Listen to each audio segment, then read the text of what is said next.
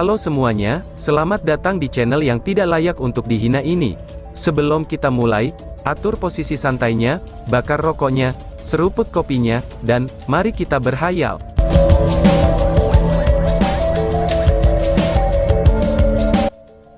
Kita lanjut ke alur ceritanya. Zhang Fangfang terkejut. Selama beberapa tahun terakhir, selama Wang Yuanyuan dan dia pergi melalui api dan air berkali-kali, dia hampir tampak benar-benar tenggelam dalam pembantaiannya. Dan ini adalah pertama kalinya dia menyatakan terima kasih padanya. Karena alasan ini, dia merasakan seluruh tubuhnya menggigil, dan perasaannya yang tertekan menyembur keluar. Ketika memeluknya, dia merasa bahwa bahkan jika dia mati pada detik berikutnya, itu akan sia-sia. Yuanyuan, kamu, ucap Zhang Fangfang.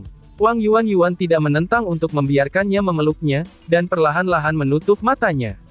Dia menyadari betapa besar pengorbanan Zhang Fangfang untuk membantunya. Zhang Fangfang tidak hanya menyelamatkan hidupnya, tetapi juga hatinya. Tenggelam dalam pembantaian, bahkan seorang pejukin pria akan dengan mudah kehilangan dirinya sendiri. Jangan mengatakan apa-apa tentang seorang pejuang wanita yang tidak akan memiliki kemauan yang besar. Setiap kali Wang Yuanyuan kehilangan dirinya dalam pembantaian, hatinya dipenuhi dengan kekejaman, lalu dia melihat Zhang Fangfang membantunya menenangkan hatinya. Karena keberadaan Zhang Fangfang, hatinya bisa mempertahankan kehangatannya, dan tidak diambil alih oleh semua emosinya ini. Saudara Fang, aku tidak tahu bagaimana aku bisa membalas kamu untuk semua ini. Jika kamu bersedia menerima aku terlepas dari semua bau busuk di tubuh aku akan memberikan diri aku kepada kamu setelah akhir perang suci ini, ucap Wang Yuanyuan. Kata-kata dari Wang Yuanyuan ini meninggalkan kejutan besar di telinga Zhang Fangfang. Dia menatap Wang Yuanyuan dengan kosong, dan benar-benar terdiam untuk sesaat karena kegembiraan. Dia mau memberikan dirinya sendiri padaku, pikir Zhang Fangfang. Yuanyuan, ucap Zhang Fangfang. Zhang Fangfang tidak bisa menahan pelukannya. Tapi aku tidak bisa menikahimu, ucap Wang Yuanyuan. Kata-kata Wang Yuanyuan berikutnya segera menarik Zhang Fangfang kembali ke kenyataan, dan kemudian jatuh dengan kuat ke tanah. Wang Yuanyuan mengangkat tangannya, dan dengan lembut membelai wajahnya dengan janggut yang tumbuh di mana-mana. Maaf Brother Fang, sepanjang yang bisa aku ingat, aku berjanji untuk mengabdikan hidup ini untuk membasmi iblis, dan tidak menetap dan menikahi seseorang. Aku adalah milik tim aku, dan akan melawan iblis dengan kapten dan yang lainnya sampai akhir. Yang bisa aku berikan kepada kamu adalah tubuh aku, ucap Wang Yuanyuan. Tidak Yuanyuan, menikahlah denganku, dan aku bisa mengikutimu dalam membunuh musuh. Terlebih lagi, tim aku sudah bubar. Zhang Fangfang berkata dengan tergesa-gesa. Wang Yuanyuan menggelengkan kepalanya dan membalas. Itu tidak sama. Jika aku menikahimu, aku akan mengkhawatirkanmu. Aku menyukaimu, tetapi tidak berani mencintaimu. Semua yang aku miliki adalah kebencian terhadap iblis di hati aku. Maaf, balas Wang Yuanyuan.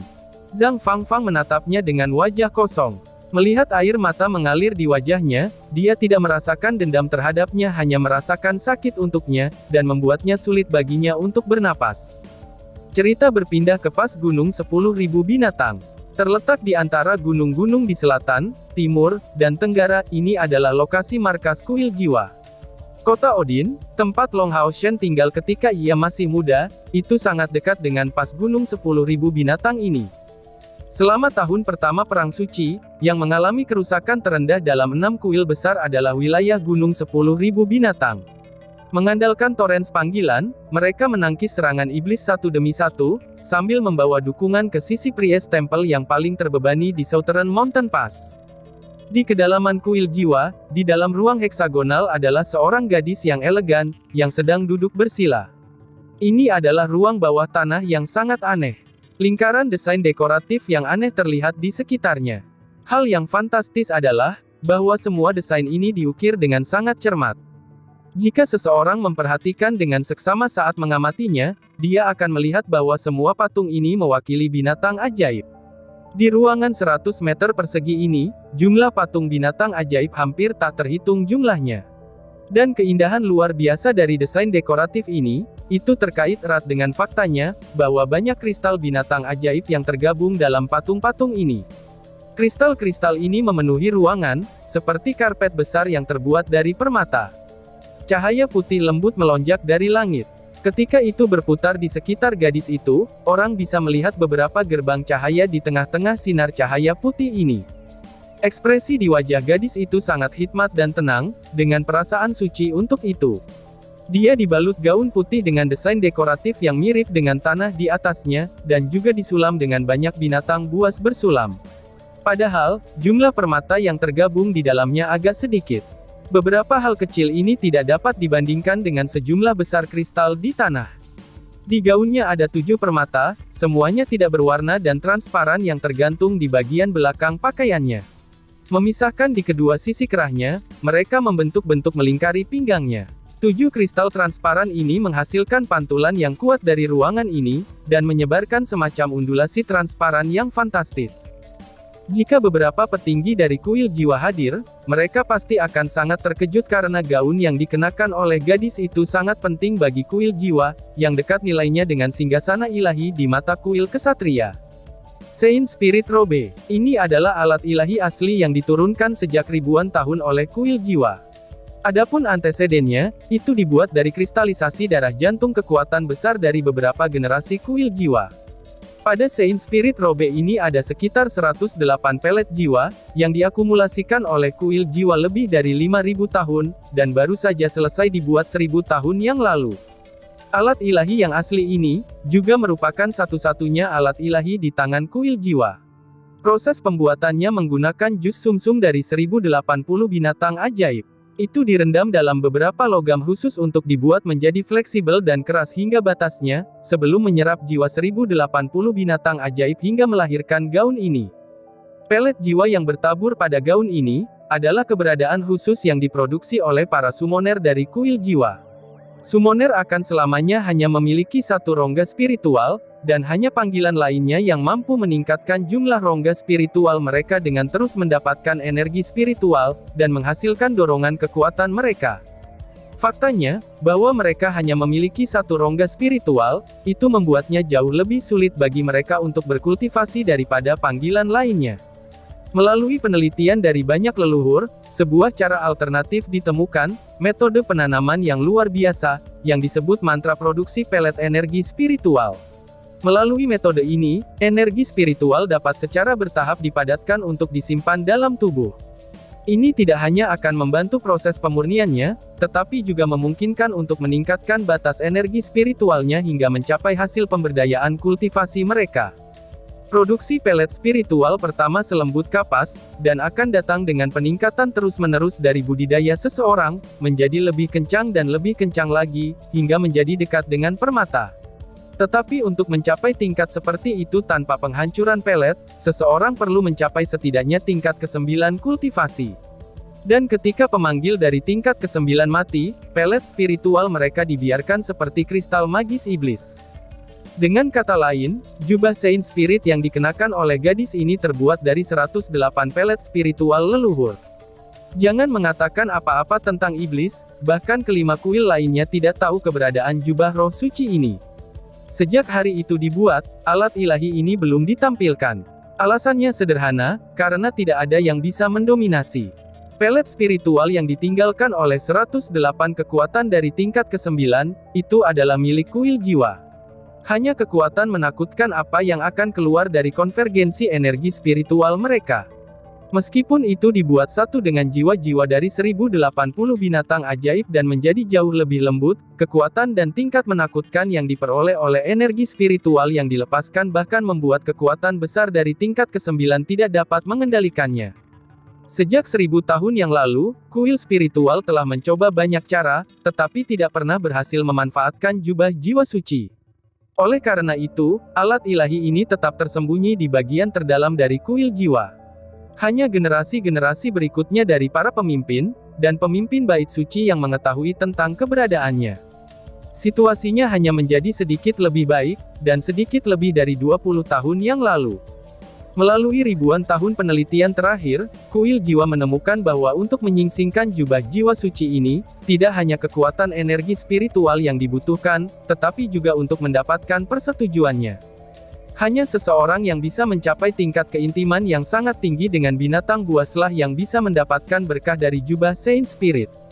Dalam 300 tahun terakhir, seorang yang maha kuasa dan diberkati dengan energi spiritual internal bawaan dari 81 unit telah muncul.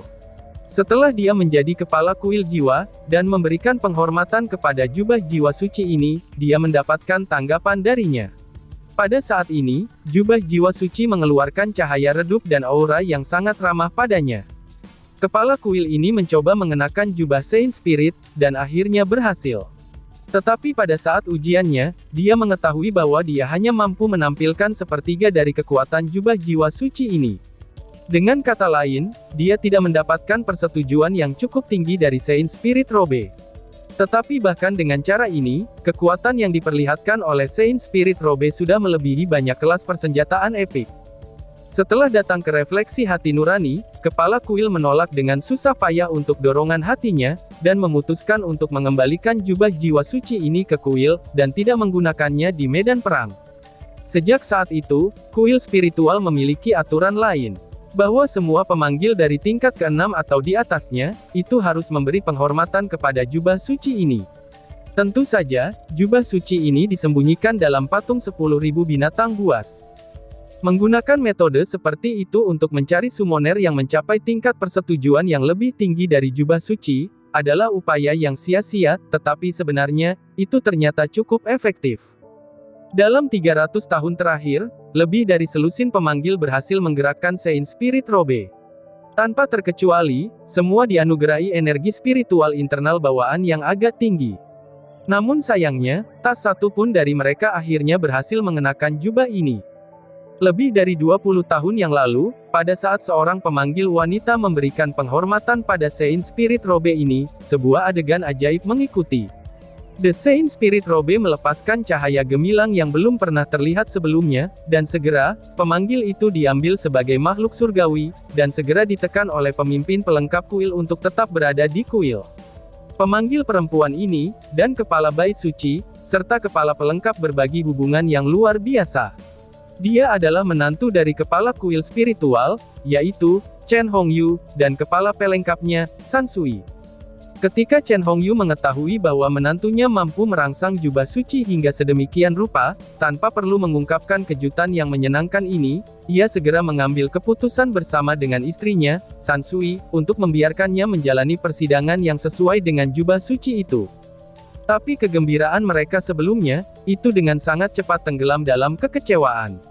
Itu karena setelah robe Saint spiritual dikenakan padanya, menantu mereka benar-benar tidak dapat mengambil kekuatannya. Mendengar tentang Lin Xin yang wajahnya tampak benar-benar kelelahan karena membuat pil, segera berdiri dari kursinya dan berlari dengan kecepatan penuh menuju pintu. Bahkan kuil mage memberi perintah tegas, bahwa bahkan kepala kuil sendiri tidak memiliki hak untuk langsung membuka pintu, dan bagian luar pintu dijaga ketat, untuk memasukinya hanya diberikan setelah mendapat izin Lin Xin. Membuka pintu, dia langsung melihat wajah yang dikenalnya, yaitu Dian, pejuang dari mantan kelas prajurit keempat Demon Hunter Squad, yang maju kemudian sebagai kelas umum Demon Hunter Squad ke-22 dari tim Lin Xin. Dari awal Perang Suci, semua pasukan perburuan iblis pergi berperang. Setelah mendapatkan pesanan, Luxi secara pribadi membawa pasukan pemburu iblisnya untuk bertarung di kuil mage. Tepat saat Lin Xin kembali, dia berlari melintasi Lin Xin beberapa kali. Semua anggota regu perburuan iblisnya diberi izin untuk datang ke kamarnya yang terpencil untuk membuat pil, dan mereka diberi pil yang baru dibuat Lin Xin untuk digunakan. Meskipun Lin Xin khawatir tentang kelas umum Demon Hunter Squad ke-22 berada di garis depan, hal yang paling penting di matanya adalah tetap membuatkan pil. Oleh karena itu, yang bisa ia lakukan hanyalah menyerahkan pil terbaiknya untuk penggunaan sisi Lin Xin, dan tidak dapat membantu dengan cara lain. Yang paling ia takuti adalah, bahwa ia mendengar Lin Xin telah mengalami kecelakaan di medan perang. Bagaimana keadaan Lin Xin? Lin Xin bertanya dengan penuh semangat. Dian sepenuhnya berlumur darah, kulitnya sangat tidak sedap untuk dipandang, itu sudah jelas, dia telah melewati batasnya, namun, ia segera datang untuk memberitahu Lin Xin dengan kecepatan penuh.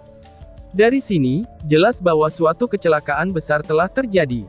Mata Dian memerah, dan melihat Lin Xin yang lelah, dia menunjukkan beberapa keraguan.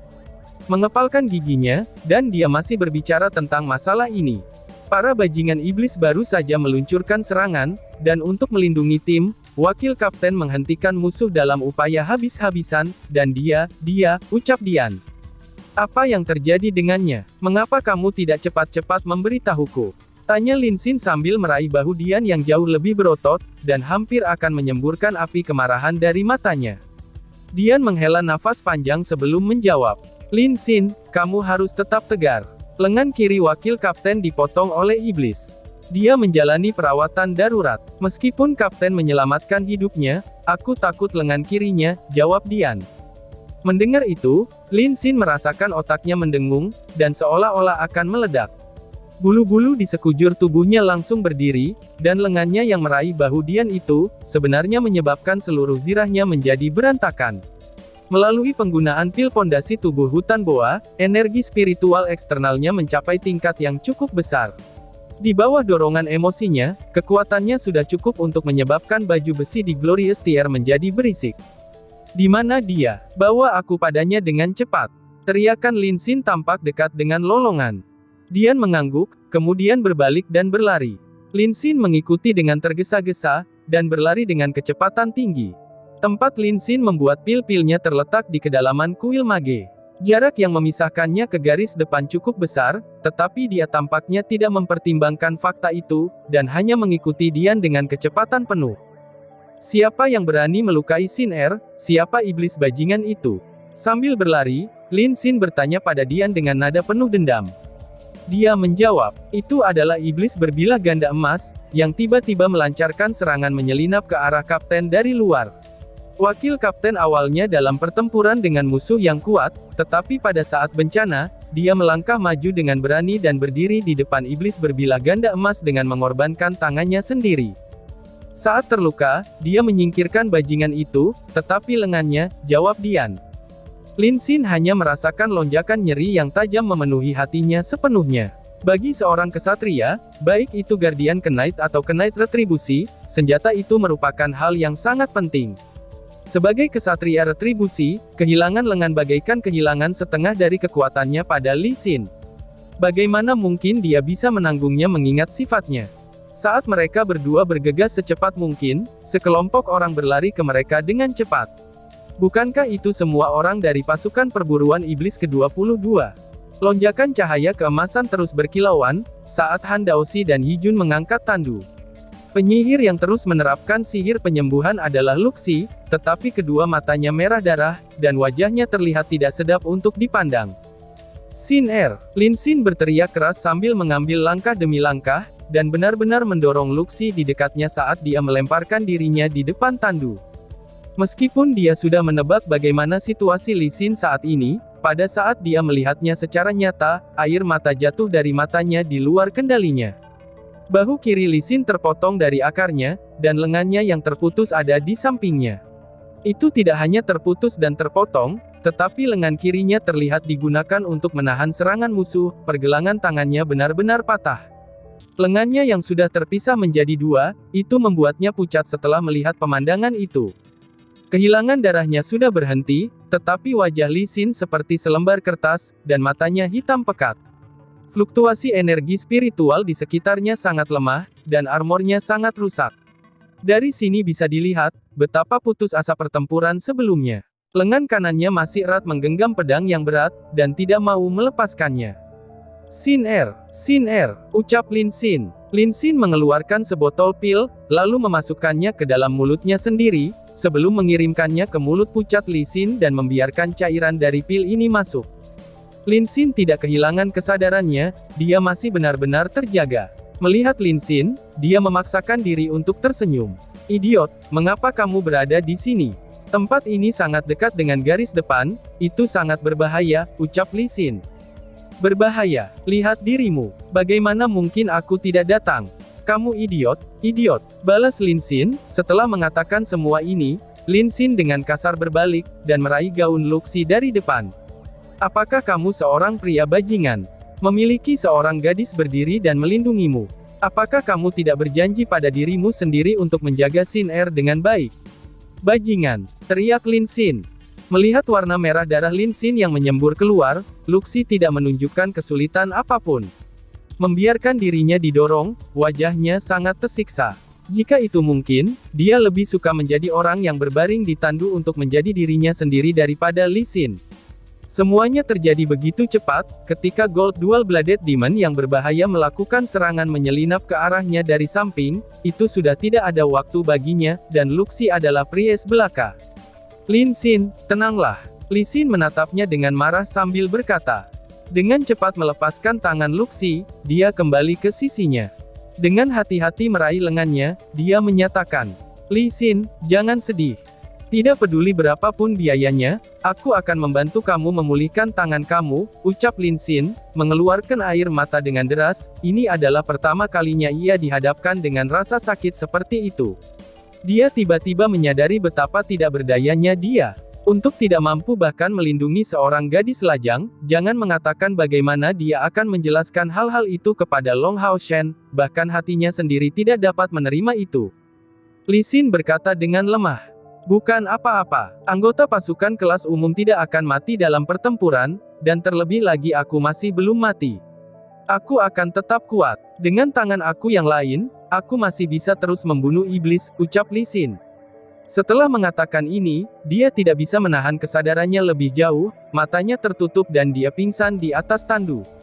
Bawa dia ke tempatku. Aku akan mencari dokter terbaik, ucap Lin Sin. Setelah mengucapkan kata-kata ini, Lin Sin menoleh dan berlari. Para Priest dapat menyembuhkan luka-luka, tetapi tidak dapat menyambungkan kembali anggota badan yang terpisah. Lin Sin memiliki obat yang cukup baik untuk menyembuhkan Lee Sin, tetapi untuk memasang kembali lengannya yang terpotong, itu akan membutuhkan dokter terbaik. Semakin awal ini dilakukan, semakin baik lengannya untuk dipulihkan. 2 jam kemudian, Lin Sin berdiri diam di ruangan itu. Anggota lain dari kelas umum ke-22 Demon Hunter Squad semuanya hadir. Ngomong-ngomong, mereka agak beruntung di sisi perang suci ini. Setidaknya sampai sekarang, Demon Hunter Squad mereka tidak ada yang meninggal. Demon Hunter Squad mereka jauh lebih baik daripada Zhang Fangfang. Tentu saja, ini karena pasukan pemburu iblis mereka tidak dapat dianggap sangat kuat, sehingga mereka tidak menarik banyak perhatian dari pusat kekuatan iblis. Menyalahkan diri sendiri dan rasa sakit, Luxi sama sekali tidak berada di bawah tekanan Lin Sin. Matanya juga tampak memerah. Mereka tetap bersama selama ini saat melihat dokter yang menyembuhkan Lee Sin. Lee Sin bisa dianggap beruntung. Setidaknya, perawatan itu dilakukan segera, karena Priest Luxi telah menembus tingkat ke-6, dan ahli alkimiawan besar Lin Sin juga hadir. Dengan upaya gabungan dari dokter terbaik, setidaknya lengannya diperbaiki kembali. Pada saat ini, seluruh bagian kiri Lee Sin seluruhnya tertutup. Itu tidak akan pulih begitu cepat. Dokter, bagaimana keadaannya? Lin Sin bertanya kepada wanita parubaya yang meletakkan lengan Lee Sin kembali. Dokter itu menjawab, reattachment telah dilakukan dengan segera, tetapi hanya saja, dia kehilangan terlalu banyak darah, dan kehilangan banyak semangat. Dia akan membutuhkan waktu yang sangat lama untuk pulih, jawab dokter. Wajah Lin Sin mereda. Dokter, setelah dia sembuh, akankah lengan kiri itu dapat menggunakan kekuatan yang sama seperti sebelumnya? Tanya Lin Sin. Dokter menggelengkan kepalanya dengan tenang. Aku khawatir itu tidak mungkin. Lengannya terpotong menjadi 2, dan bagian paling vital dari lengannya mengalami kerusakan parah. Mampu menggunakannya untuk kegiatan sehari-hari saja, itu sudah cukup bagus, tapi untuk mengoperasikan energi spiritual, itu akan sangat sulit. Dan itu juga karena kamu membawa pil yang sangat baik, karena jika tidak, aku tidak yakin bahwa aku akan dapat memperbaiki lengan ini kembali. Jaga dia baik-baik, jawab dokter. Setelah mengatakan itu, dokter buru-buru pergi. Para prajurit yang menunggu untuk menyelamatkannya terlalu banyak. Setelah dokter pergi, suasana di ruangan itu segera memiliki suasana yang menindas. Tidak ada yang punya sesuatu untuk dikatakan, karena mereka tidak tahu bagaimana mereka harus bereaksi. Lee Sin menderita cedera serius, dan ini bukan hanya pukulan yang kuat untuk Lin Sin saja. Setelah kehilangan kemampuan dari salah satu lengannya, Lee Sin pasti akan memiliki kekuatan yang jauh lebih rendah jika dia kembali bertarung dengan pasukan pemburu iblisnya. Lin Sin mengerti terlalu banyak. Dengan karakter kuat Lee Sin, pukulan ini sangat parah baginya. Duduk di depan ranjang, Lin Sin menyatakan dengan suara lembut. Sin tenang saja. Tidak peduli apa, aku akan melakukan yang terbaik untuk menyembuhkan lengan kamu. Apa yang tidak bisa dilakukan dokter, aku akan mencapainya, ucap Lin Xin. Luxi tiba-tiba berkata, kalau tidak, bagaimana kalau kita mengirimnya ke Southern Mountain Pass? Jika seorang suci menggunakan tekniknya yang paling kuat untuk menyembuhkannya, itu mungkin akan mengembalikan kemampuan lengannya, ucap Luxi. Lin Xin menggelengkan kepalanya dengan tenang, Priest memang memiliki kemampuan yang kuat, tetapi mereka paling-paling hanya bisa merangsang tubuh dengan tujuan merawat seseorang. Jika metode semacam itu dipaksakan pada Xin Er, aku khawatir itu akan memengaruhi vitalitasnya yang sudah menderita pukulan besar kali ini, jawab Lin Xin. Luxi memaksakan senyum pahit. Ini salahku karena tidak melindungi Xin Er dengan baik. Ini tidak terkait dengan ucapan kamu. Aku berharap bisa membiarkan diri aku dipukuli secara paksa untuk itu, ucap Luxi. Lin Xin menghela nafas. Itu tidak bisa disalahkan pada kamu. Itu semua kesalahan para bajingan iblis-iblis itu, balas Lin Xin. Setelah mengatakan ini, dia tidak bisa menahan kepalan tangannya. Pergilah beristirahat kawan-kawan. Memintaku untuk menjaga Xin Er, itu sudah cukup, ucap Lin Xin. Luxi memotongnya. Lin Xin, kamu terlalu lelah. Perhatikan tubuhmu sendiri, balas Luxi. Dia benar-benar tidak tahu harus berkata apa lagi pada Lin Xin. Pada saat ini, kata-kata tidak banyak digunakan. Meninggalkan rekan-rekannya, dia meninggalkan tempat ini ke Lin Xin dan Li Xin. Wajah pucat Li Xin yang ceria, perubahan mulai muncul di mata Lin Xin. Xin Er, semuanya adalah salahku, karena aku tidak bisa melindungimu. Jika saat itu aku berada di sisimu, bahkan dengan mengorbankan nyawaku, aku tidak akan membiarkan musuh menyakitimu. Itu semua karena aku terlalu lemah, sebagai penyihir yang tidak bisa melangkah di medan perang untuk melindungi orang yang dicintainya. Xin Er, aku telah membuat tekad aku. Untukmu, aku rela meninggalkan sumpahku. Aku akan mempelajari sihir ofensif, ucap Lin Xin. Setelah kata-kata terakhir ini, Lin Xin terisak sekali lagi. Disposisinya agak lemah. Setelah kehilangan orang tuanya lebih awal, beberapa kabut yang menyakitkan terkubur jauh di dalam hatinya. Tetapi melihat gadis kesayangannya terbaring dan terluka parah, dia merasa seperti marah karena keadaannya yang tidak berdaya.